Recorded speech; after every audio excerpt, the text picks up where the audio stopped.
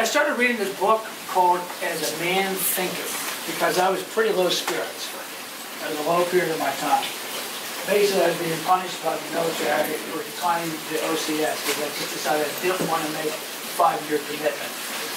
And they basically put me in that training unit, and it was pure hell. Imagine the Georgia heat, like anywhere between 90 to 100 degrees during the summer, working for a guy that was just screaming at you from morning to night. It was just, this guy was taking ulcer pills and drinking Pepto-Bismol. So, in the in the book, As a Man Thinketh, I would recommend, by the way, that everyone read that. I realized that I had created this situation myself. Every situation in your life, you create yourself through your own thoughts. Your body is a manifestation of your thinking. The shape of your body, the way your face looks, your basic health, all is the result of the way you think. Whether you're fat, whether you're skinny, whether you're healthy, whether you're stiff, whether you're tight. Each body part also is representative of a higher truth. It's symbolic. For example, it's a well-known fact in medicine that ulcers are related to emotional stress. That's one of the few documented things that modern Western medical people will actually recognize. But we also know that every single ailment has a spiritual causation.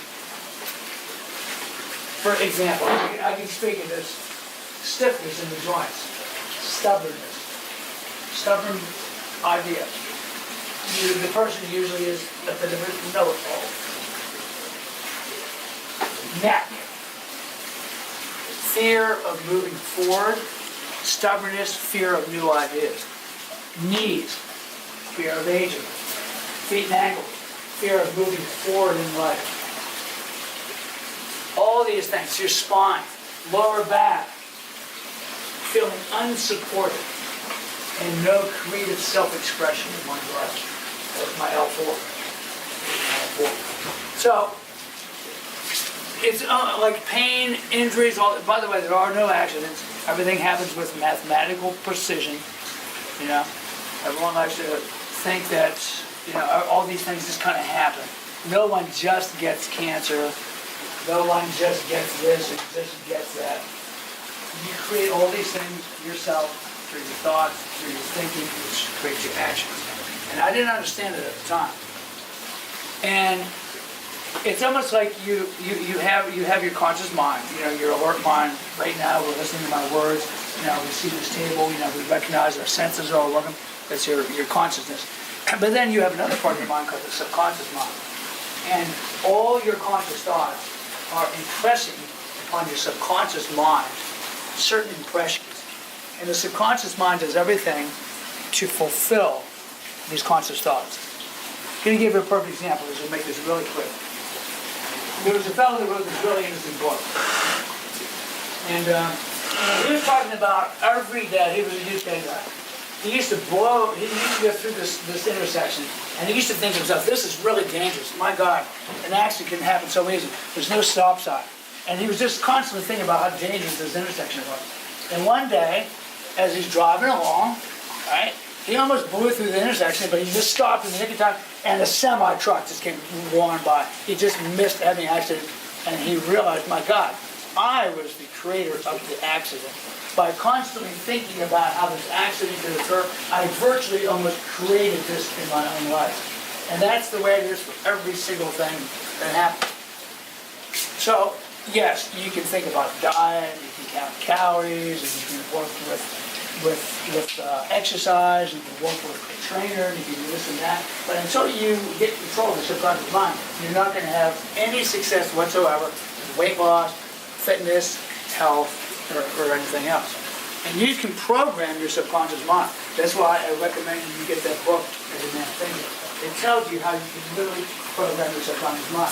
And not just for health. It could be for love, for abundance, for fulfillment, and so forth. And realize that all thoughts are energy, it's a form of energy. And if you have higher thoughts, it's vibrating up here. So let's say an accident or an ailment is vibrating down here as a lower vibration. But when you're when your thoughts become lower thoughts, and the vibration are on the same level, the accident vibration the same level, that's when bad things happen. Financial ruin, collapse of the stock market. That wasn't an accident. People predispose themselves to this. So you can kind of almost insulate yourself from disaster. There's 10 levels of consciousness. The level 1 is pretty much just the survival level, where people are just worrying about money and food and this and that. Worry, fear, hate, anger, all these things will keep you from your goals. If you have bad feelings and bad thoughts about other people, you're going to have ill health, and you're going to have poor finances, and you're going to have rough times in life. If you keep your thoughts in a higher plane, and of course the highest thought is love, it's the highest vibration you could possibly have, but you keep your thoughts in a higher level, so it all comes down to thought control. But once again, it's one thing to think it, it's another thing to say it. There's another book I read called The Power of the Spoken Word. Once you actually project a thought into word, then it becomes a very powerful thing. It goes out into the universe and it will bring life back. So if you're saying a lot of negative things a lot of times, you're just going to bring negative things into your life. I'm giving you a simple version. It's a lot. So after I read A Man Thinketh, I read a bunch of other books. That was one of the simpler ones. The other one was by Ernest Holmes called The Science of Mind. And in it, he goes into great detail. He lays out step-by-step process to get control of your thoughts. Realize that the thoughts in your mind aren't always from yourself, because there's also another type of consciousness called the collective consciousness or universal consciousness. So sometimes thoughts are going into your head from other people. So, in other words, I use an astrologer named Robert Koch.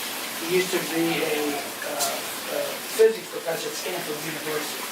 He was a quantum physicist. He gave up the academic life, and he created his own heliocentric astrological business. He's almost like speaking to an ancient philosopher. And Robert is able, through his design on his computer, he created this computer design, that he can look at the energy of the world and tell when there's fear spikes, when there's a good day to travel, when it's a bad day to travel, when it's a good day to do an event, when it's not a good day to do an event. I checked out all your birthdays with him. Sound good? Yeah. We have great vibes, by the way. Great vibes. But he's able to tell me these things ahead of time. And he'll tell me, like, last week there was this huge fear spike. He predicted this like a week before it happened. And you know what? That Brussels thing happened.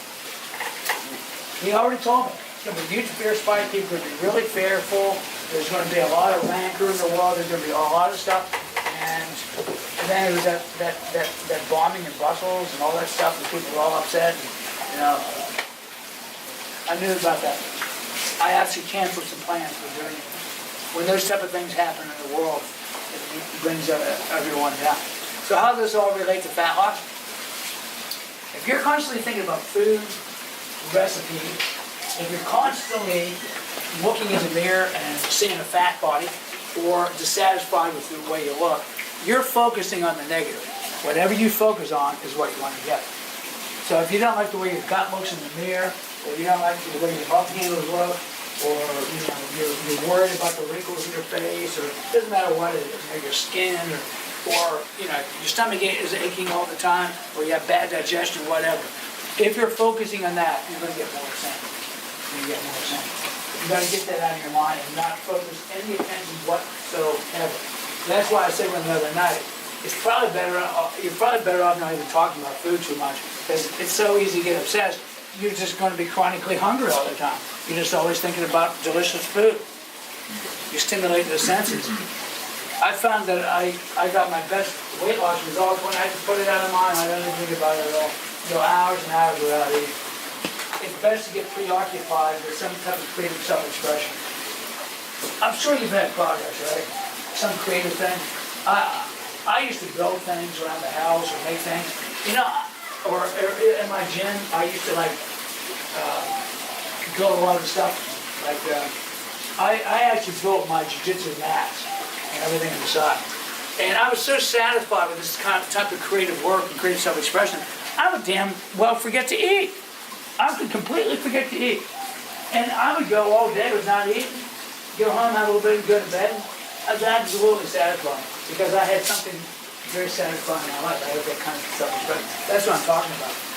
So you got to work from the inside out sometimes.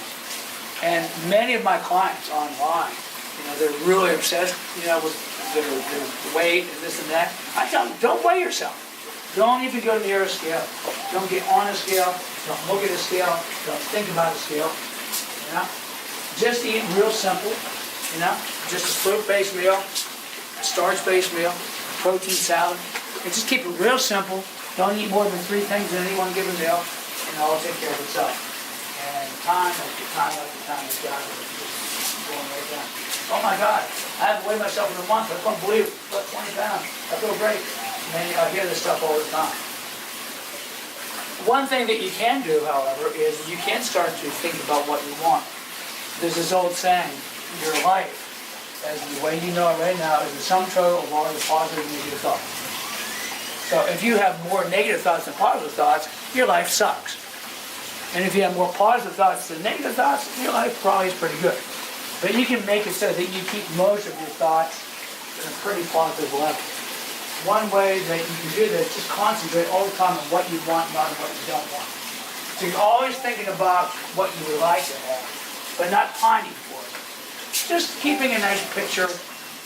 Seeing yourself as a young girl running through the fields, like you were when you were a little kid. I see myself like when I lived in Carlisle, climbing trees and stuff. I always think of myself like that. I always just remember all the joyful events in my life and all the fun times I had with my brother when we used to play in the woods and stuff. And I keep that in my mind. Another thing is the power of visualization. You can visualize your body, like that sergeant did I told you about in Germany, that black dude. Unbelievable. Never saw a guy go like, he wasn't like a big bodybuilder or anything. He just had this beautiful Greek statue look. Really, really amazing to me. Never worked out, never trained, eating the same crappy food in the mess hall we were in. And the guy looked unbelievable. Chiseled. Didn't just have a 6-pack, he had like an 8-pack or something. Of course, he had this great black jeans. But he looked really, really good. So it's really important to get that aspect under control. The mind. I told you about Kelly Howell, right? I like her. I like her voice. Sometimes you just hear. She has the theta brainwave meditation. She has one for real. It's another way of programming the subconscious mind. Another thing I learned from Ernest Holmes was for every negative thought you have, you say 3 positive thoughts. So if you call him a son of a gun, then you have to think 3 good thoughts about him. Same thing.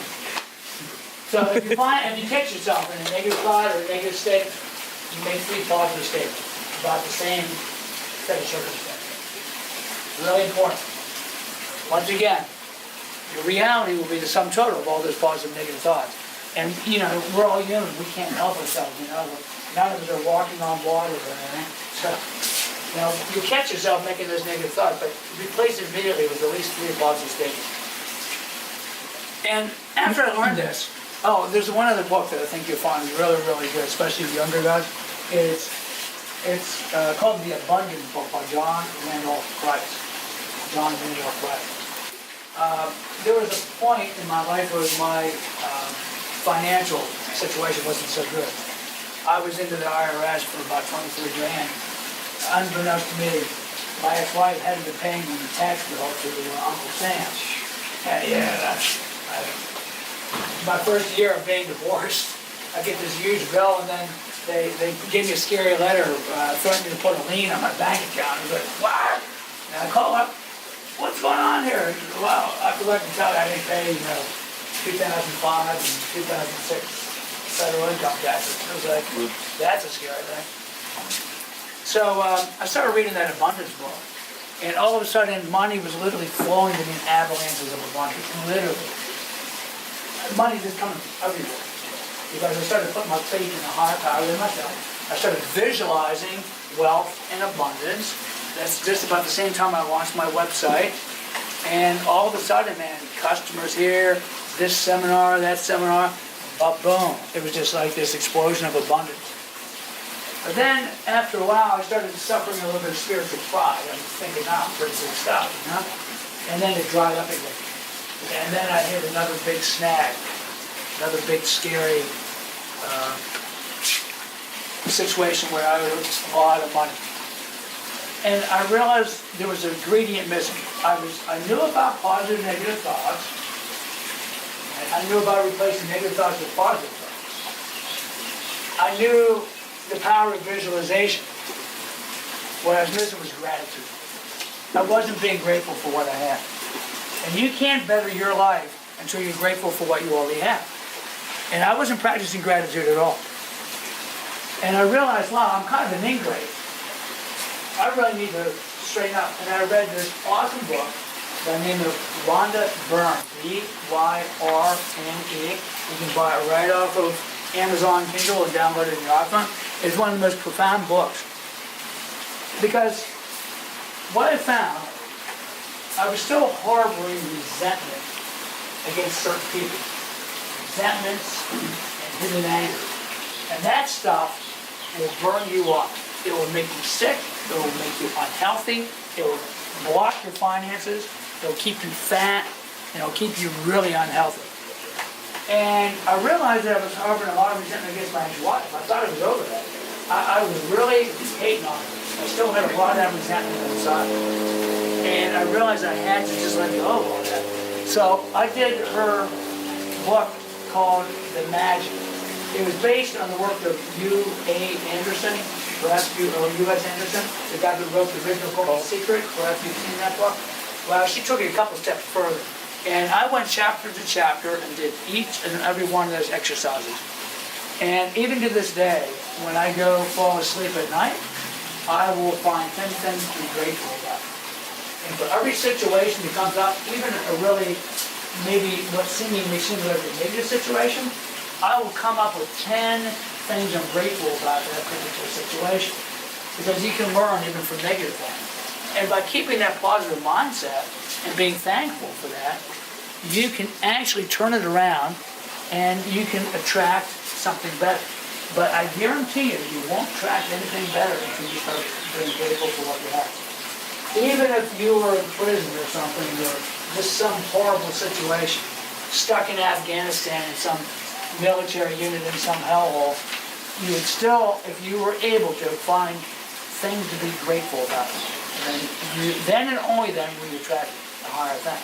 And what's it have to do with your health? Everything. Because as long as you're harboring these kind of negative feelings, if you're not controlling your thought process, you're just going to attract a lot of negativity. And your body reflects it. Your body reflects it. Your body is exactly the way it's supposed to be. It's no different than it should be. Your cells are under the direct control of the subconscious mind. You have control of every single cell in your body. And you can direct that positive energy. You can have success. You can be free of any excess weight. You can be free of any illness. That's why I don't go to doctors. I don't need them. I don't need them. Between fasting and meditation, I know I can cure any ailment. Totem proved that years ago. He even had people that were supposedly diagnosed with cancer that would go completely into remission through fasting. He cured so-called incurable diseases. In those days, syphilis was a killer. Syphilis was very common. There's a lot of, especially merchant marines, sailors, and stuff. He cured it through fasting. Even one of my mentors, Dr. Gregory Ellis, got gonorrhea. And he cured it through, he liked his girls. And he when he was running Huff and Puff Gym in the Drexel Line Shopping Center, we got a case of clap. Went on a 2-week fast and took like a slide. You know, they take the slide. Microscope. Yeah, Microsoft. All signs of gonorrhea were completely gone from his body through the power of fasting. And higher mind power. So I'm telling you, you have this power to heal. You have this power to mold your body. But you have to use it. Actually, you're using it now, you just don't know it. You already use it. Do you like the result? If you don't, you can change it. You know? It's kind of like Ernest Holmes talked about the dreamlike nature of reality. You know, it's kind of like you're in a dream. And he claims in his book, The Signs of Mind, if you don't like the dream you're in, just kind of wake up and start dreaming a different dream. It's kind of trite, you know. Sometimes it's not so easy. If you've been stuck in negative thinking most of your life, it can be really hard to pull yourself out of it. But I tell you, it sure made a big difference to me.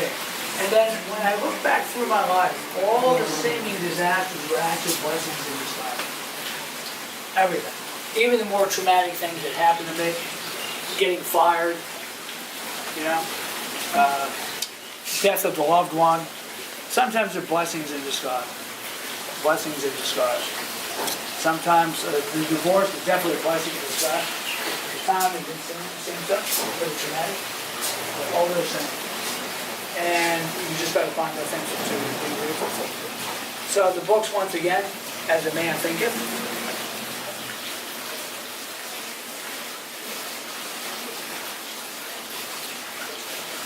The Abundance Book by John Randolph Price. Really good book. He has a program in there called the 40-Day Prosperity Plan. I just put a client on it. He was really hurting for finances. And he wanted to quit online personal training. I said, well, hey, look, just don't even worry about paying me for the next couple of months. I'll let you slide a little bit. But I want you to do this 40-Day Prosperity Plan. The 10th day of the plan, he said, oh my God, I just got a contract and we just paid $20,000. Power of the subconscious mind. When I did that 40-day prosperity plan, at the end of the 40-day prosperity plan, I got a big contract to do a seminar. Things like that just happen. But you attract for the universal law of attraction. The 40-day prosperity plan in the Abundance Book is really terrific. And then Ernest Holmes, The Science of Mind. Now that's a real tome. You know, you have to be pretty interested in this subject because it's not easy to get through. I used to try to read it before I go to bed and I'd always fall asleep. It's a tough one. He gets pretty detailed. One thing that in that book that I have a friend, his name is Stanley Tam. He's a Chinese guy from Shanghai. And Stanley did a Qigong, which I'm going to release, a Qigong DVD. Qigong for Jiu-Jitsu and just for general health. He's been doing a Northern Shaolin style for 20 years. And we're going to call the video Stan Can Chi. I said, yeah. Tracy came up with that. She said, wow, Stan Can Chi. I said, that's the name of the video, Stan Can Chi. So on it, he shows these health principles. But Stan, he wants to get rid of his business in Shanghai. Because Shanghai, the pollution is just so horrible. He just decided, I want to change the life. I want to move to Australia. He's been there many times. He wanted to move to Adelaide. He wants to set up shop there. He's studying to become a naturopathist, a natural doctor. He's been studying Chinese herbology, acupuncture, and Qigong all his life. He's eminently qualified to do it. He also wants to set up a jiu-jitsu business. But first, you got to get rid of 4 schools in Shanghai. So he was asking to sell the schools for $1 million. Because I was asking God or the higher power and putting out. I said, but Stan, you're limiting yourself. How do you know that the universe doesn't have 4 million for you? Why settle for 1 million? And if you ask, let's say, for $1 million, but let's say you only have a $100,000 consciousness. That's called dissonance. You have to believe whatever it is that you're asking for. Whatever you're putting out into the universe through prayer or meditation, whatever it is you're asking, you got to believe it. So if you only have a $100,000 consciousness, but you're asking for $1 million, the subconscious mind won't buy it. And it'll just shut down any chance of getting it. So it's better just to ask for an open-ended amount of abundance or money and not get fixated on a number. Same thing with weight loss. You don't say, I want to lose 10 pounds or 5 pounds, or think of a weight. You just want to ask for the perfect weight from now on. And then there's books that actually tell you step-by-step process on how to make affirmations, contemplation, prayer. And it has nothing to do with religion, by the way. It doesn't matter if you're Hindu, Islam, Christian, Same basic universal mind principle. And you can call the universal mind God or whatever you want, a higher power. But there is something greater than all of us. And it directly affects each one of us. So that was my little experience. And now I really feel like I'm on a really, really good path. Things just seem to manifest faster and faster. It just seems like every time I turn around, I'm being blessed with some wonderful thing. I felt like really blessed with all you guys. This is the best camp ever. This is definitely the best group I've ever had. Yeah, seriously. And I think each year is going to get better and better. But each and every one of you guys was like a real pleasure, really fantastic. And I feel like really grateful that I was able to manifest such a really high level of teaching. Any questions on this subconscious mind? Steve. I didn't get real technical with it. I think the books were fun about it. Yes, sir. Do you have a meditation style that you use, or what's your routine on that? Yeah, I used to try to sit and do the meditation, and I can't. I just can't do it. My mind would be kind of noisy. Sometimes if I would just stand and focus on the sound of the water, or when I first started, I used to listen to this cricket, and it's amazing. There was like probably 100 crickets in this little park right in Philly. And I would go to, who was that famous singer, Mario Alonzo Park? I had a little house right near Mario Alonzo Park. Yeah. And I would go into Mario Alonzo Park, and I would just shut my eyes, and there was always this one little cricket that just stood out from all the rest. Every night I would go, and I would focus. And I was pretty successful at shutting out the noisy mind. But then, one night, it was getting frosty, my little friend was dead. He was gone. Boo-hoo. So I was trying to come up with other ways. So I started listening to the whole of St. Theta brainwave, and I would sit straight back in the chair, and I would just listen to the music and make up my own affirmations. But then I discovered Kelly Howe, and she had this wonderful guided meditation. I could never do better than that. I mean, when you hear it, it's all taken directly from the book by U.S. Anderson, and it's just really nice. The first half hour, it's a guided meditation. The second half hour, it's just theta. And what the theta does is it slows your brain wave down. And then you just go into kind of a state between sleep and wakefulness. And that's when your subconscious mind is most apt to suggestion. It's most easily programmed. And when I used to also, when I'd fall asleep, to get in that state between wakefulness and sleep, that's another good time to do some visualization and make some affirmations to yourself.